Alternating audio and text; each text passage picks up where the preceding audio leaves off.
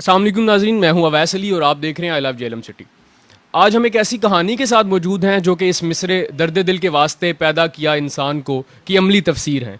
جوان بیٹا ہو اور ہو بھی اکلوتا، اس کی اچانک وفات جہاں والدین کو توڑ کے رکھ دیتی ہے، وہیں ان کے لیے خود کو سنبھالنا بہت مشکل ہوتا ہے۔ کجا کہ آپ ایسے بے سہارا اور لاچار لوگوں کو سنبھالنے کی ذمہ داری لے لیں جن کو معاشرہ قبول نہیں کر سکتا۔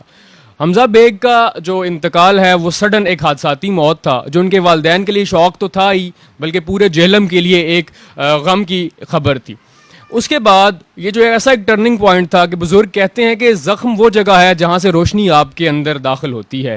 حمزہ بیگ کے والدین نے اس چیز کو عزم بنا لیا کہ ہمارا بیٹا تو چلا گیا لیکن کسی اور کا لال، کسی اور کا پیارا اس دنیا سے نہ جائے۔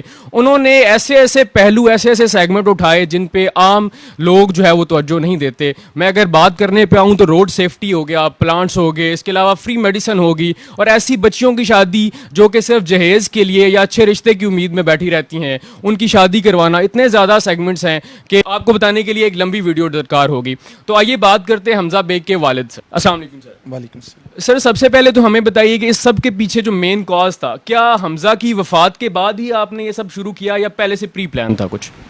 نہیں، ایسی کوئی بات نہیں تھی، ایک نارمل جیسے دنیا دار بندہ ہوتا ہے بالکل ویسے تھا۔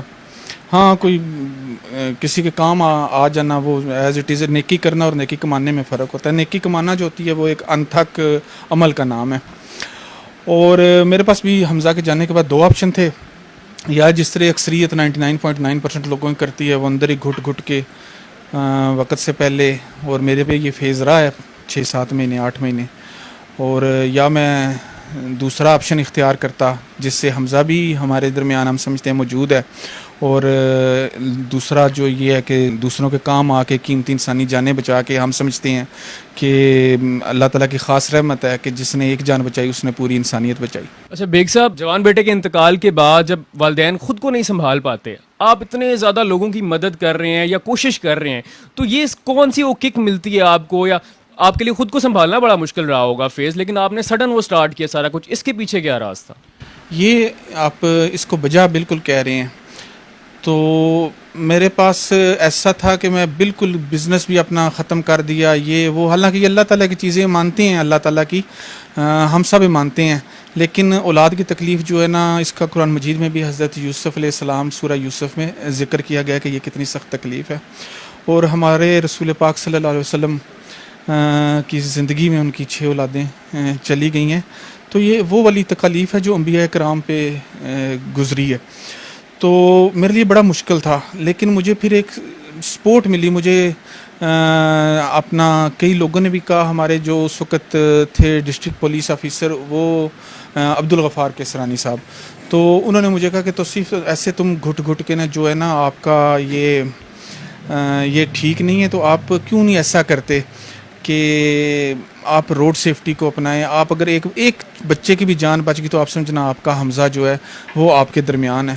اور الحمدللہ، اور پھر یہ کام دل سے دلی ایک لگاؤ، جس طرح ہر بندے کو کچھ شوق ہوتا ہے، کسی کو گاڑیاں جمع کرنے کا ہے، کسی کو جائیداد بنانے کا ہے، کچھ لٹرم پٹرم جو بھی معاملات چل رہے ہوتے ہیں، اسی طرح اب یہ آپ سمجھیں کہ یہ میرا مشن ہے اور پیشن ہے، روڈ سیفٹی، ایمرجنسی جو ریلیف ورک ہے، اور ریسکیو 1122 کے ساتھ بھی ہماری جو ہے افیلیشن ہے، NHA کے ساتھ بھی ہے، جہلم پولیس کے ساتھ بھی ہے، اور اسی طرح جو متعلقہ ڈسٹرکٹ اتھارٹیز ہیں، محکمہ ہیلتھ ہوگی، ایجوکیشن ہوگی، تو اس کے ساتھ ہے کہ کسی نہ کسی لیول پہ ہم جو ہے کسی کے لیے آسانیاں کر سکیں۔ بیسیکلی ہماری کوشش یہ ہے کہ حمزہ کی یہ جو یاد ہے یہ اویئرنیس کرے کہ ہم نہ کچھ کر سکتے ہیں، نہ ہماری اوقات ہے۔ ہر بندہ اگر احساس کرنا شروع کر دے، ہمارے معاشرے میں احساس کم ہے اور خود غرضی زیادہ ہے۔ اچھا، آپ نے وفات کی بات کی تو مجھے آپ کے بینر پہ ایک چیز نظر آئی ہے، فری ایمبولینس۔ تو ہم نے دیکھا ہے کہ زندہ جو لوگ ہوتے ہیں بیمار ہو جاتے ہیں، حادثاتی موت ہو جاتی ہے، ریسکیو 1122 بھی کام کر رہا ہے، اور عیدی ہے، بہت چھیپا ہے، بہت ساری سروسز ایسی ہیں، لیکن ہم نے کوئی پاکستان میں ایسی سروس نہیں دیکھی کہ جب کسی کا کوئی عزیز جس کی وفات ہو جائے یا ایسی کوئی لاوارث لاش ملتی ہے، کوئی جو ہے وہ عملی طور پہ خود آگے بڑھ کے ویڈیوز تو بناتے ہوئے لوگ نظر آتے ہیں، ہمیں پروموشن بھی کرتے ہیں، لیکن کوئی ایسا نہیں دیکھا ہم نے جو کہ وہاں سے نکالے اس کو تدفین کے۔ تو آپ نے ایمبولینس کو اس چیز میں پٹ کیا، تو اس کے پیچھے کیا آپ کا موٹیو تھا؟ یہ آپ کو کہاں سے ایک ایفلیشن ملی تھی؟ یہ جب حمزہ کی سوسائٹی شروع ہوئی تو میرے ذہن میں تھا کہ جب کسی کا پیارا جاتا ہے نا اس دنیا سے تو اس وقت ان کے سینے ایسے چھلنی ہوئے ہوتے ہیں اور سب سے پہلا کام جو انہوں نے کرنا ہوتا ہے نا وہ ایمبولینس کی طرف دوڑے ہوتے ہیں اور غم سے پھٹ رہے ہوتے ہیں. اور لیکن ایمبولینس والے کو وہ چیز نہیں محسوس ہوتی کیونکہ اس کی اس بندے کے ساتھ ایفیلیشن نہیں تھی, وہ منہ پھاڑ کے پیسے مانگتا ہے. تو مجھے میں اس پروسیس سے گزرا ہوا تھا تو مجھے یہ تکلیف تھی کہ یہ والی چیز جو ہے نا نہیں ہونی چاہیے. تو پھر اللہ تعالیٰ نے توفیق دی, 3 سال الحمدللہ لگے اس پہ کرتے, اور آج اللہ کا شکر ہے کہ وہ جو ایک خواب سوچا تھا اللہ تعالیٰ نے پورا کر دیا کہ فی سبیل اللہ ہم کسی کا بھی پیارا بچھڑے, ہم ایک کال کے فاصلے پہ ہیں اور ہم اس کے پیارے کو عزت و احترام کے ساتھ اس کے گھر پہنچا کے ہیں. اس کے ساتھ صرف یہی نہیں, جنازہ کا کسی نے لے کے جانا ہے اور ایمرجنسی رسپونڈ کرنا ہے ریسکیو کے ساتھ مل کے, تو وہ بھی ہم کر رہے ہیں. اور یہ ساری سہولیات جو ہیں فی سبیل اللہ ہیں. اچھا بیگ صاحب, جب کوئی مزدور کسی دوسرے شہر سے آتا ہے مزدوری کرنے کے لیے, جیسے کہ ابھی ہم نے آپ کے دسترخوان کا وزٹ کیا KPK سے اور مختلف علاقوں سے, جنوبی پنجاب سے لوگ آئے ہوئے ہوتے ہیں, سو ان کے لیے اس انجان شہر میں خود کو مینیج کرنا بڑا مشکل ہو جاتا ہے. یعنی کہ آپ روم بھی لیں, آپ جو ہے وہ کھانے کا بھی کریں, گھر والوں کو بھی جو ہے وہ سپورٹ کریں, تو سب بڑا مشکل ہو جاتا ہے. تو آپ نے جو ہے وہ کھانا ایک دسترخوان شروع کروایا, مزدور وہاں پہ کھاتے ہیں, جو لاچار مسکین لوگ ہیں وہاں پہ کھاتے ہیں, سو ان کے کیا ویوز ہیں اور اس سب کے بارے میں جہلم شہر کے عوام کے کیا تاثرات تھے؟ سورۃ المعون میں اللہ تعالیٰ کا فرمان ہے کہ کمی پیشی اللہ تعالیٰ معاف کرے, جس کا مفہوم میں سمجھوں کہ وہ نمازی جو مسکین کو کھانا کھلانے کی ترغیب نہیں دیتے ان کے لیے ہلاکت ہے. تو یہ اتنا افضل کام ہے. جب میں نے وزٹ کیا سائٹ کا تو میں نے دیکھا کہ یہ جنوبی پنجاب سے آئے ہوئے ہیں, کشمور سے, سندھ سے آئے ہوئے ہیں, KPK سے آئے ہوئے ہیں, آزاد کشمیر سے آئے ہوئے ہیں. وہ یہاں کرائے پہ کمرے بھی لیتے ہیں, انہوں نے پیچھے اپنے پیسے بھی بھیجنے ہیں اور کبھی ان کو مزدوری نہیں بھی ملتی. جب انہوں نے گھر جانا ہے تو 2500-3000 ان کا کرایہ لگ جاتا ہے. تو میں ایک کمرے میں گیا تو وہاں ایک بزرگ مزدور تھے اور ایک ینگ ان کا ساتھ بچہ تھا. تو وہ یہ فنگس لگی جو روٹی ہوتی ہے نا وہ پانی میں بھگو کے کھا رہے تھے. تو ہمارے پاس وسائل نہیں تھے, میرا دل کانپ گیا. تو ہم نے اسی وقت الحمدللہ اس کو سوچا یہ اللہ کے کام ہے, مخلوق کے کام ہے, اللہ تعالیٰ آسانیاں کریں گے اور کریں گے, اس کو وسیع بھی کریں گے, کیونکہ 400 مزدور ہیں. ابھی ہم اس قابل ہوئے ہیں کہ 150 اور 200 جو ہیں ان کے مزدور جو ہیں ان کو کر سکیں, اکاموڈیٹ کر سکیں. یہ اللہ تعالیٰ کی ذات کرنے والی ہے, ہماری کوئی اوقات نہیں ہے. تو ہم نے اسی وقت کہا کہ کم از کم ان کا جو کھانے پہ اتنا خرچہ آتا ہے نا, تو ہم یہ دسترخوان انشاءاللہ اس کے لیے شروع کریں. اور یہ ڈیزرونگ ترین جگہ پہ الحمدللہ گیا, کیونکہ مزدور جو ہے نا ہمارے ماتھے کا جومر بھی ہیں اور معاشرے سے اوجھل ہیں, اور سب سے پسا ہوا طبقہ بھی یہی ہے جس کی طرف کوئی نظر, ہم سڑک سے گزرتے ہوئے مانگنے والے کو دے دیں گے, لیکن وہ پرے آپ کے گارڈ کھڑا ہے ہم اس کو نہیں پوچھیں گے. وہ پرے مزدور بیچارہ مزدوری کر رہا ہے, ہم اس کو نہیں پوچھیں گے. کیوں؟ وہ آپ کے آگے ہاتھ نہیں پھیلاتا اس لیے, لیکن وہ اصل ڈیزرونگ ہے.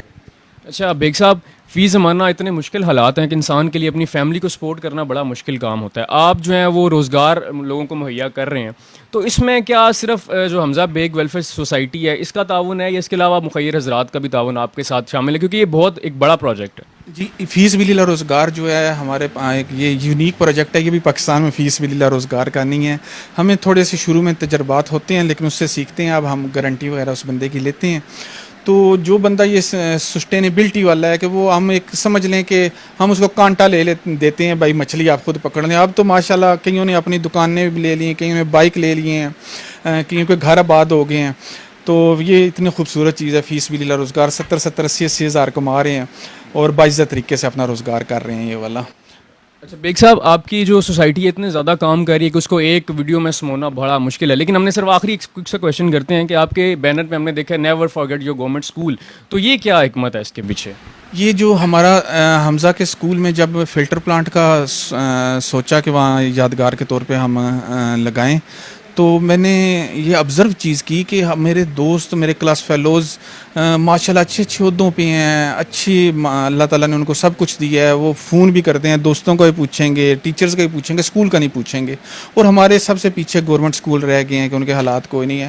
تو ہم نے اویئرنیس کے لیے یہ گورنمنٹ اسکولوں کے کوئی کام چھوٹے موٹے کر کے اس پروگرام کا ہم HBWS کے بینر کے نیچے یہ ہمارا ایک پروگرام ہے never forget your government school, کہ جو بچے جو ہیں اپنے اسکول سے آج پڑھ کے مادر علمی سے نکلے ہیں اور اس کی وجہ سے آج اچھے عہدوں پہ ہے, اللہ نے ان کو بہت کچھ دیا ہے, اور وہ اپنے مادر علمی کو بھول جاتے ہیں. 5-6 بچے اپنے اسکول کو اون کر لیں تو پاکستان میں کس اسکول کا مسئلہ رہ جاتا ہے؟ کسی اسکول کا مسئلہ بھی نہیں رہتا ہے. سو ناظرین، آج کی کہانی جو ہے اس کا مقصد کوئی پروموشنل ویڈیو بنانا نہیں ہے بس، بلکہ اس کا مقصد ایک پیغام ہے اور اس کے ساتھ ساتھ ایک احساس ہے. پیغام یہ ہے کہ آپ جب ہمارے نوجوان نکلتے ہیں تو اپنے روڈ سیفٹی کا اپنا خیال نہیں رکھتے.